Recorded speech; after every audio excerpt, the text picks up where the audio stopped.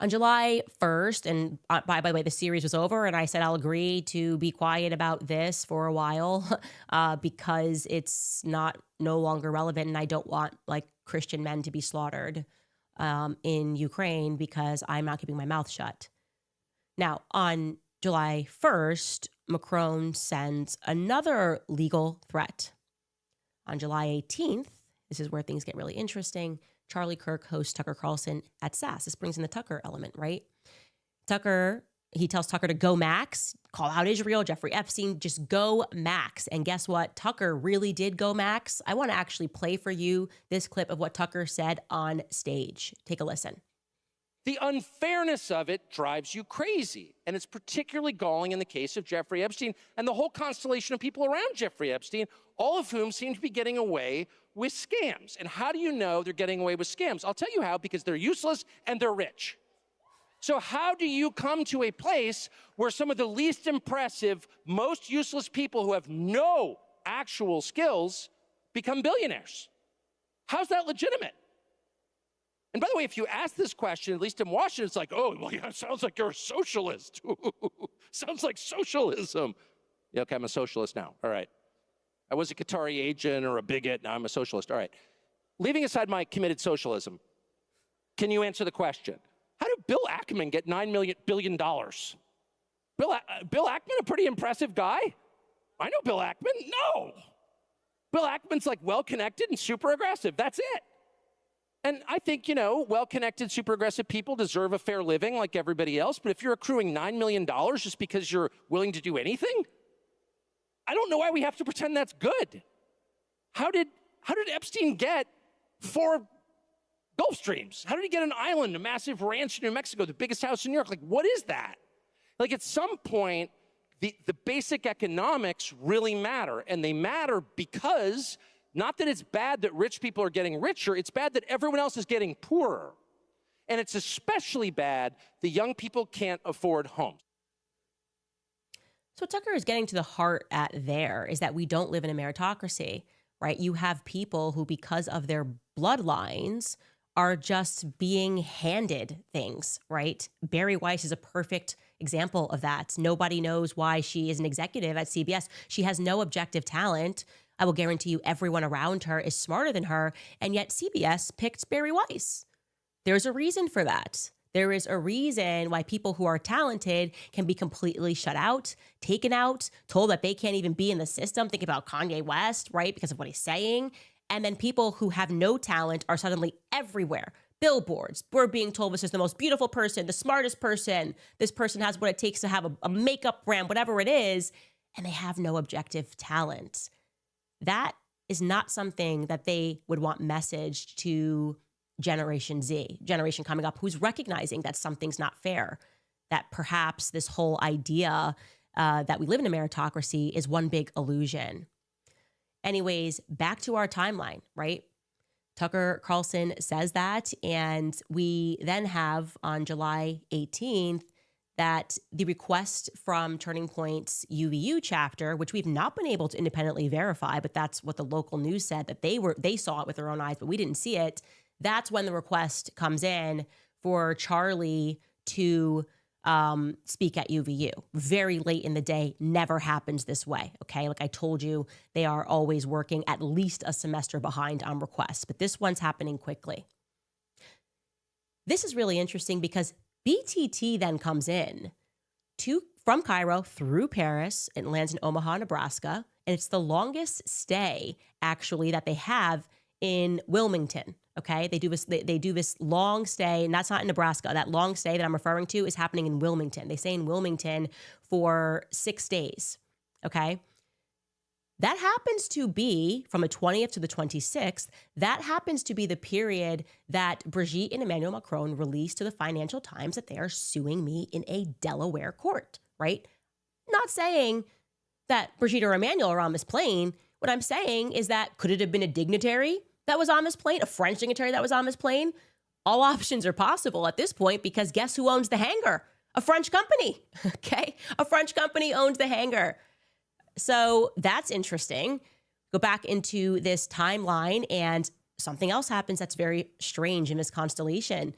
right after that, by the way, I want to show you this.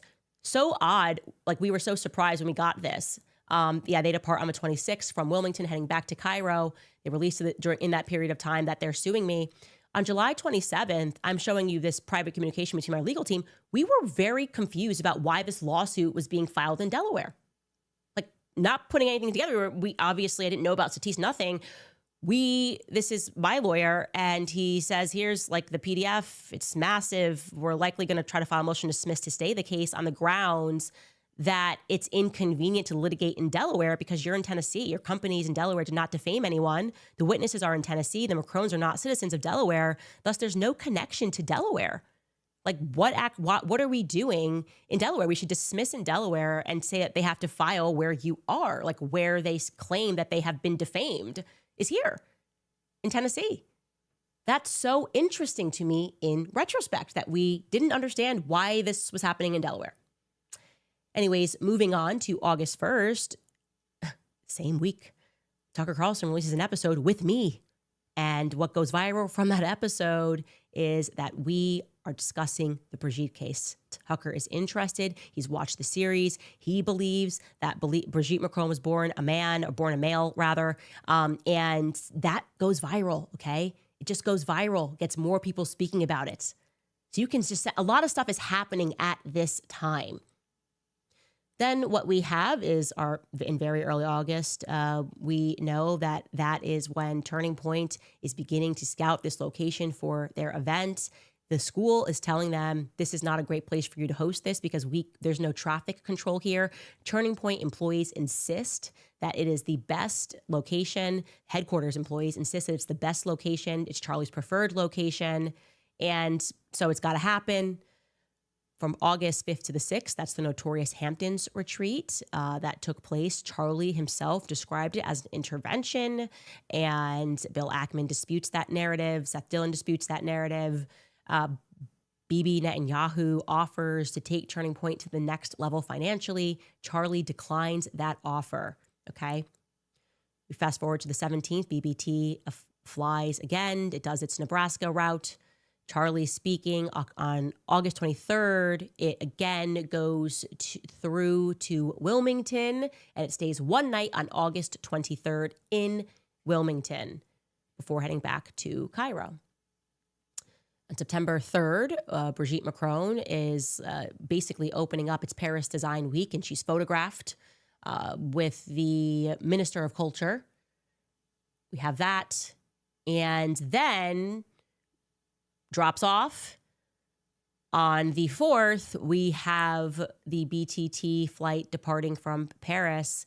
Now, I'm going to tell you what's really interesting about that September 3rd date that I forgot to mention before we get to December 4th. President Zelensky is in town also, though.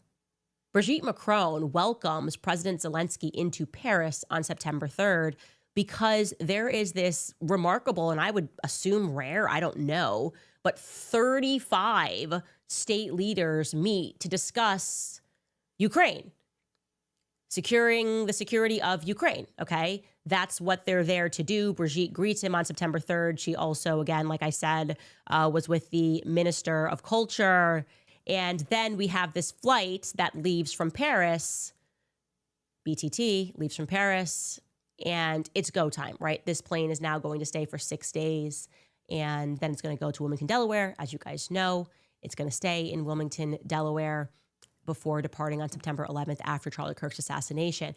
I find this now to be very interesting, okay? Very interesting as to whether or not on that Egyptian, quote unquote, Egyptian plane, there could have been foreigners that are not from Egypt. And I think that's pretty obvious that these people were not from Egypt, okay? I really don't think this was an Egyptian-filled plane. Whether or not they had Egyptian passports or Egyptian names is a whole other story. But people at the state level print IDs, right? Of course, obviously. Jeffrey Epstein had a Saudi Arabian, totally different identification, multiple passports and different names. I am very curious about how that timeline is coming together because we were getting very close to something as we had started on September 8th, by the way, our Becoming Brigitte season 2. And we were looking at how unusual it was that a dog was barking a bit too loud a thief that nobody was pursuing was running. And that was us discussing the MK Ultra program, and Brigitte Macron, strangely, and Emmanuel mentioning MK Ultra in the lawsuit to us 18 times, struck us as odd as we were trying to determine whether or not it could have been Brigitte Macron that was involved in that Stanford experiment, this prisoner, 2093, that was being protected. We didn't know why this prisoner was being protected. We sent somebody there. There seemed to be more. And what really terrifies me is that if my inclination that Xavier Poussard's messages have been being read and tracked for longer than I even realized, and that's the reason they initially sent that cease and desist in December, was to ward me off sitting down with Xavier Poussard, then what we hadn't yet presented to the audience, but what we were investigating on the back end, if they were aware of that, it really makes me wonder if we were on the right track. And it was something that was so sinister, involving maybe another step of the MK Ultra program being used to foster serial killers and to give serial killers new identities and allowing them to run in countries. That was kind of conversations that I was having in the background with Xavier. And we thought that we had perhaps identified Brigitte Macron at Stanford University, a possibility is what I would say. We were maybe at a 50-50%.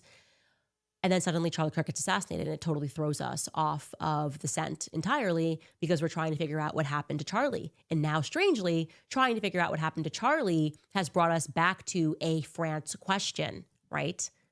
Why on earth did France move? I mean, who wants to lease a hangar in Wilmington, Delaware for 2 years to paint planes? Ostensibly, we're supposed to believe that this was a maintenance stop, but as the tip proved to us yesterday, that wasn't the case. That was a front, because that had not been operative from 2021 all the way forward to the end of 2024. So literally, that plane was still making stops in Wilmington, Delaware, and there was no lease to that. And these were federally controlled waterways where that hangar is situated. And we learned that this is a building where there's cooperation between the feds, Homeland Security, and also contractors, independent contractors, which means people that are not a part of our government's apparatus. So the question becomes, who was the foreign dignitary that was escorted on the day of Charlie Kirk's assassination to 920 King Street? Is it plausible that for whatever reason, Charlie allowing Tucker Carlson to hit the stage and to say that made Charlie a bigger problem than us? I have to tell you guys, in my gut of guts, there is something unbelievably, I just look at Brigitte Macron and I am telling you, you are looking at an utter psychopath in my view. There is something dark. There is something deep there. I see it in the eyes, in the performance of this all, that the response in France has been to start to harass people who came out and tried to tell the story, to effectively ruin their lives, to go after their finances, to debank them. The strange circumstances of some people who have tried to touch this story, and we've covered this also in our series, that wound up dead. Something is not right. And what terrifies me the most, by the way, is how far, the length that they are going through to protect Brigitte. Who the hell is Brigitte Macron? Okay? Because it ain't Brigitte Trogneau. I can tell you that for free. Who is this person? Because power is allowing us to see how illusory it all is. They would rather protect Brigitte, even though the whole world no longer believes that Brigitte Macron was born a female, right? But they would rather risk the entire thing coming undone than to just say, okay, maybe we took it too far. Let's get Macron out of office and put somebody else in there that we can control. They are taking this way too far. The reality is that these countries that have so much power and these leaders that have been in place and these systems that have been in place, and part of it is because of how much money they have and the lengths they will go through to keep things a secret. But the thing that they are forgetting is perception is 9/10 of the law, right? They have been able to do so much and to conduct so much evil because people around the world actually didn't believe that evil existed, right? The illusion was very important. Now they are violating the illusion and just hoping that money is going to fix this. Money's not going to fix this, okay? Killing people more is actually going to catalyze the understanding that we're all having that there is something very dangerous and something deep and dark that is going on. And the themes that were in this Brigitte story are now in this Charlie Kirk story. So many people involved here having a history of child sex abuse. It's just not normal. How many times has this come up in the Charlie Kirk story? Whether you're talking about George Zinn or the person that jumped up and screamed, or the pastors, the Calvary Chapel, that for whatever reason kept getting into these scandals that we went over the other day. That does not, to me, feel like a coincidence. So are they just so arrogant that they think that money is going to make this go away? You have to do the right thing. You have to make people believe that real justice can be served, okay? And right now, we are getting a sense that doesn't even seem to be a plausibility, and that things are becoming even more extreme. More money is being spent in trying to get us to invest in a fiction.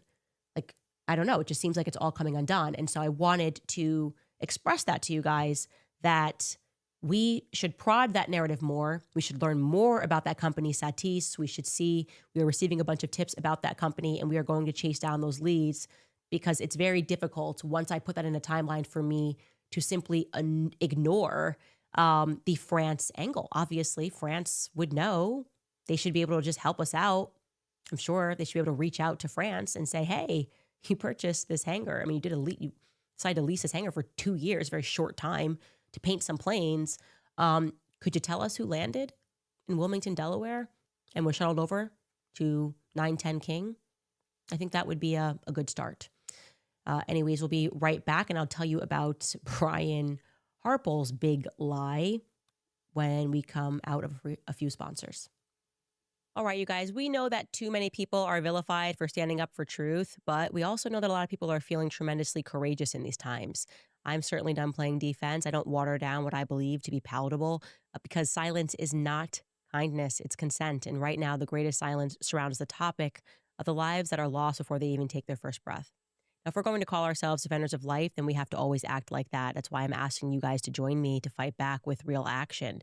We can do this with truth, and we can do this with love. For just $28, you can give a free ultrasound to a woman that's in crisis and considering an abortion. Just $28 will help her to see the life that's growing inside of her, and it will provide her with truth that our culture does not. So don't sit this one out. Don't wait for permission. Be bold. You can be clear, and you can be unapologetically pro-life. You can give $28. You can give 10 times that if you want. This is the line that we have to stand on. We have to stand for truth and what is right, and save lives from abortion, standing firm in the gospel. Preborn.org/Candace to provide an ultrasound for just $28. Also want to tell you guys about Beekeepers Naturals, because this holiday season may be full of joy, travel, and togetherness, but it also happens to overlap with peak cold and flu season.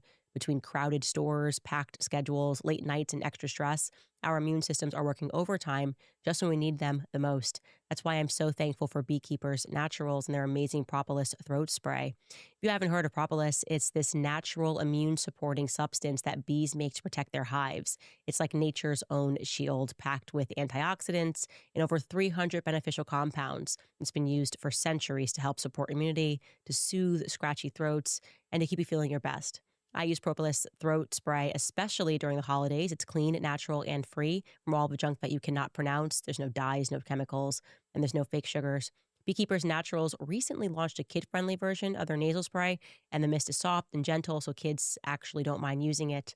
Today, Beekeepers Naturals is giving viewers an exclusive early access to their Black Friday sale. You can head to beekeepersnaturals.com/Candace or enter code Candace, and you'll get 30% off site-wide. This is their biggest sale of the year. Their best sellers always sell out once the Black Friday sale opens to the public, so take advantage of my code and shop the sale early. That's beekeepersnaturals.com/Candace, and you can enter code Candace.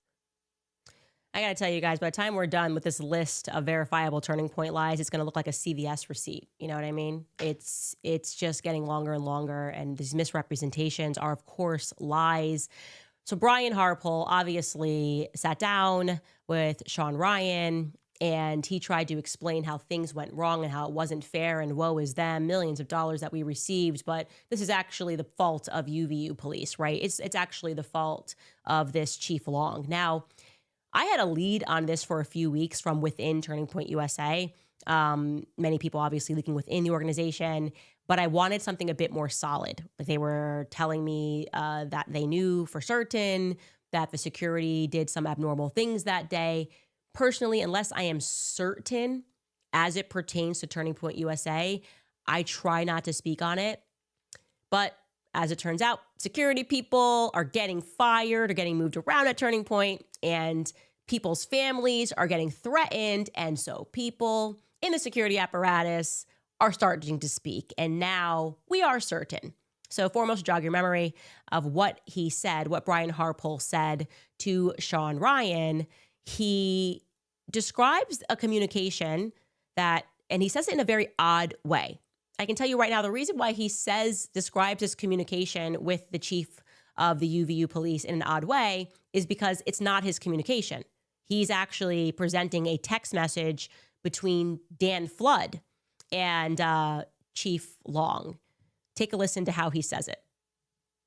On Monday before, this correspondence went to Chief Long. Hello, Chief Long. We received this message today from the student group. There is a student roof access pretty close to where CK will be set up at the Utah Valley. The Sorensen Center has a couple of staircases that go up to walkways on the roofs. He comes back, and for edification, the Sorensen Center was the building in front of the Lucy Center. And so he comes back and he says, you want access to the roof. And came back and said, I was told students have access above us. If this is true, it would be nice to either have it controlled access or allow one of my guys to be there as well if possible. He comes back and his last correspondence was, I got you covered.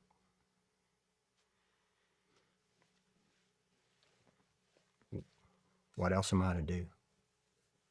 When a command level person from an accredited police department says, I've got this area.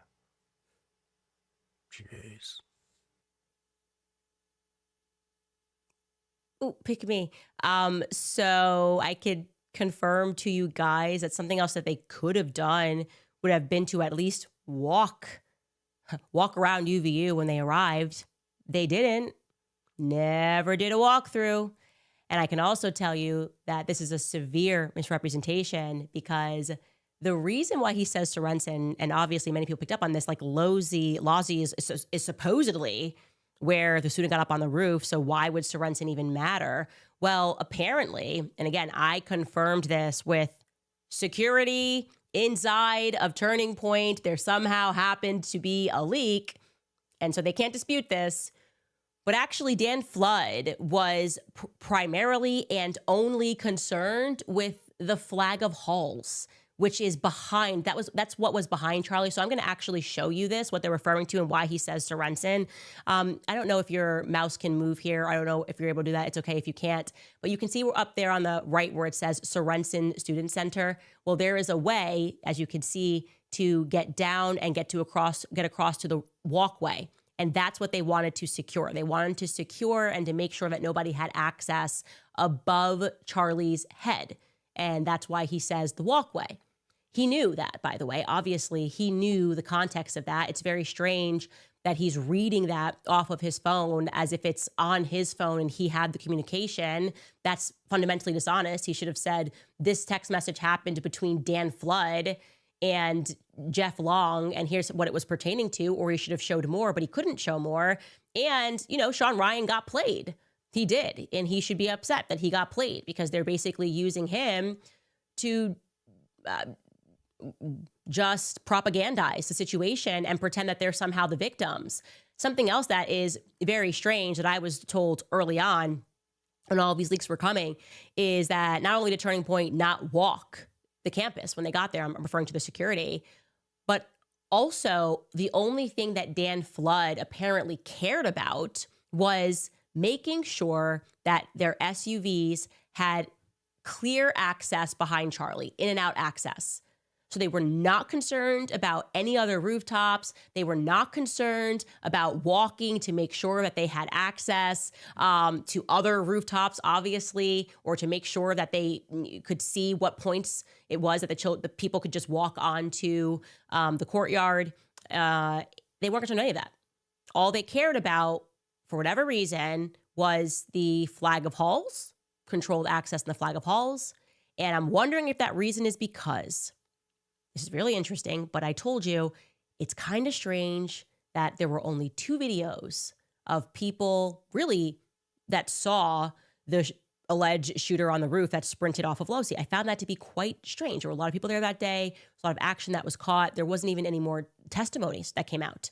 And when we hunted down the origin of those videos, I found it strange that those students who shot it didn't post it themselves. They went through third-party people, fourth-party people. One person, both of them, jumped through multiple hoops to get that video out.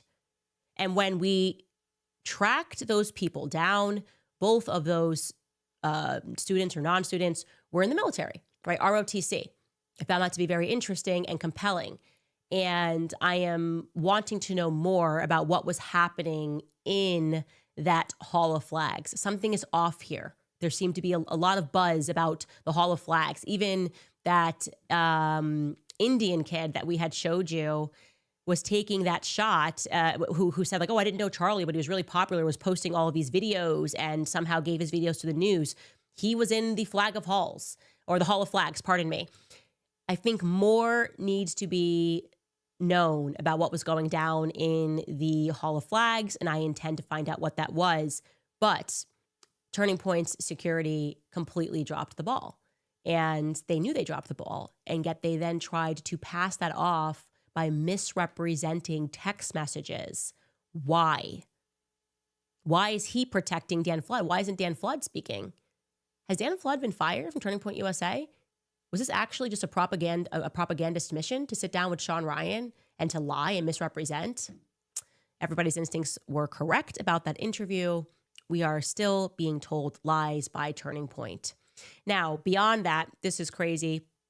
This broke in Utah. So the story goes, and I told you that the story was BS, but what the feds told us was that, you know, grandpa's gun was missing, and then a friend called, and the dad, Tyler Robinson's dad, recognized his own son and then turned his son in. And I told you that was a lie. That's not how things went down. And I was called a liar, and no one believed that I had sources. Well, now, mysteriously, the footage of Tyler Robinson turning himself in, which should, in theory, show his dad and him walking in. His dad turned him in. Remember that storyline? Well, it doesn't seem like we're ever going to be able to get that footage because it's now missing, ? Take a listen to KUTV News investigating.